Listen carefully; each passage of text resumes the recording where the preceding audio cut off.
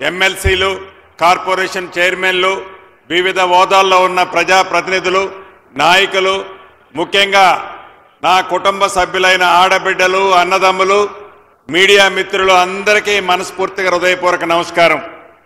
చాలా సంతోషం.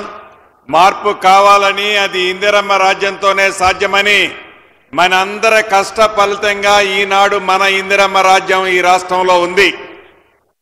గౌరవ ముఖ్యమంత్రి రేవంత్ రెడ్డి గారి నాయకత్వంలోని మన ప్రభుత్వం ఎన్నికల ముందు చెప్పిన అన్ని అంశాలతో పాటు చెప్పని అనేక కార్యక్రమాలని, రాష్ట్రంలో ఆర్థికంగా అనేక ఇబ్బందులు ఉన్నప్పటికీ మాటలతో కాకుండా చేతలతో చేస్తూ ప్రజల్ని అన్ని కార్యక్రమాలలో ఆదుకుంటూ భవిష్యత్తులో కూడా ఇందిరమ్మ రాజ్యమే రావాలి అనే విధంగా మీ అందరి దీవెనలతో ఈనాడు ఈ ప్రభుత్వం పనిచేస్తున్న సంగతి మీకు తెలుసు.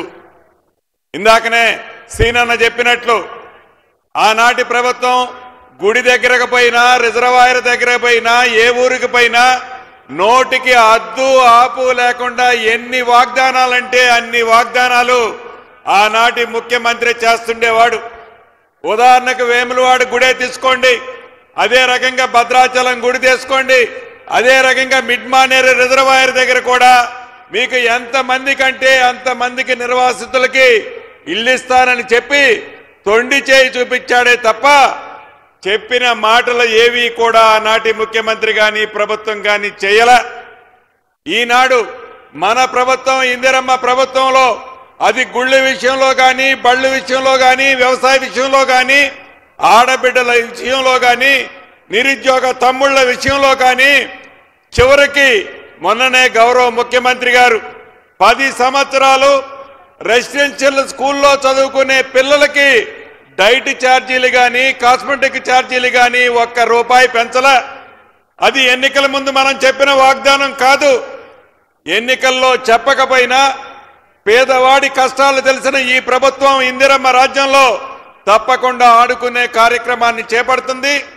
ఈ ఇళ్ల విషయానికి వస్తే ఈ రాబోయే కొద్ది రోజుల్లో ప్రతి నియోజకవర్గానికి 3500 ఇళ్లు చొప్పున, ఈ రాబోయే 4 సంవత్సరాలలో 20 లక్షల ఇళ్లు, 20 లక్షల ఇళ్లు అంటే సుమారు ₹1,00,000 కోట్ల గౌరవ ముఖ్యమంత్రి రేవంత్ రెడ్డి గారి నాయకత్వంలో ప్రతి ఊళ్ళో ప్రతి పేదవాడికి నీది ఏ పార్టీ అని అడగం, నీది ఏ కులమని అడగం, నీవు ఎవరికి ఓటేస్తామని అనం. పేదవాడైతే చాలు ఇందిరమ్మ రాజ్యంలో ఇందిరమ్మ ఇల్లు ఈ రాబోయే 4 సంవత్సరాలలో 20 లక్షల ఇళ్లు కట్టించి చూపిస్తాం. ఈ మొదటి విడత ఇచ్చే 3500 ఇళ్లు కూడా పేదవాళ్లలో బహుపేదవాళ్లు కట్టుకోండి. ఇది నిరంతరము జరిగే కార్యక్రమం.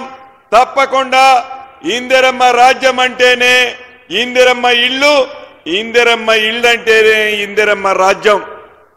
ఇందాక గత ప్రభుత్వం చేసిన వాగ్దానాలని, ఏదైతే మిడ్ మానేరులో మునిగిపోయిన నిర్వాసితులకి సుమారు 4600 ఇళ్లు, 4600 ఇళ్లు అంటే దాని విలువ 250 కోట్లు. 250 కోట్లు అంటే భవిష్యత్తులో కూడా ఏదైతే ఆనాటి ఆ ప్రభుత్వం వాగ్దానాలు చేసి వదిలేసిపోతే ఈ ప్రభుత్వం బేసిజాలకు పోకుండా పేదవాడిని ఆదుకునే కార్యక్రమాన్ని చేయబోతుంది.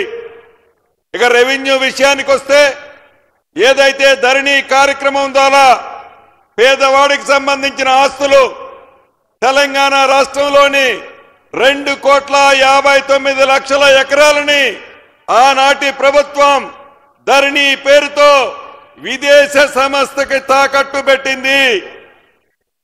అటువంటి విదేశ సంస్థ నుంచి ఇందిరమ్మ రాజ్యంలో గౌరవ ముఖ్యమంత్రి రేవంత్ రెడ్డి గారి నాయకత్వంలో స్వదేశ సంస్థ అయిన కేంద్ర ప్రభుత్వ సంస్థ ఎన్ఐసికి మొన్ననే అప్పగించాం. 2020 చట్టం వారి స్వార్థం కోసం, పేదోళ్ల భూములు దోచుకోవటం కోసం, వాళ్ళు ఆస్తులు సంపాదించడం కోసం 2020 చట్టాన్ని తెచ్చారు. రాబోయే కొద్ది రోజుల్లో మీకందరికీ ఉపయోగపడే విధంగా దేశంలోనే రోల్ మోడల్ రెవెన్యూ చట్టం 2024 చట్టాన్ని మీ ఇందిరమ్మ రాజ్యంలో గౌరవ ముఖ్యమంత్రి రేవంత్ రెడ్డి గారి నాయకత్వంలో రాబోతుంది. భూములున్న ఆసాములందరూ ధైర్యంగా ఉండండి. మీ భూములు ఎక్కడికి పోవు.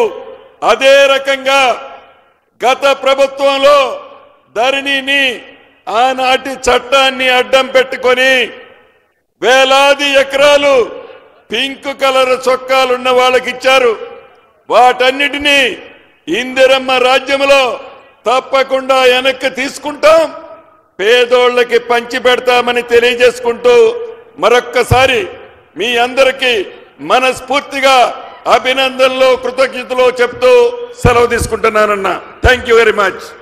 ఇప్పుడు గౌరవనీయులు బీసీ మరియు రవాణా శాఖ మాచులు మాజీ పార్లమెంట్ సభ్యులు పెద్దలు పొన్నం ప్రభాకర్ గారు ఉమ్మడి జిల్లా మంత్రివర్యులు మాట్లాడాల్సిందిగా మనవి చేస్తా ఉన్నా.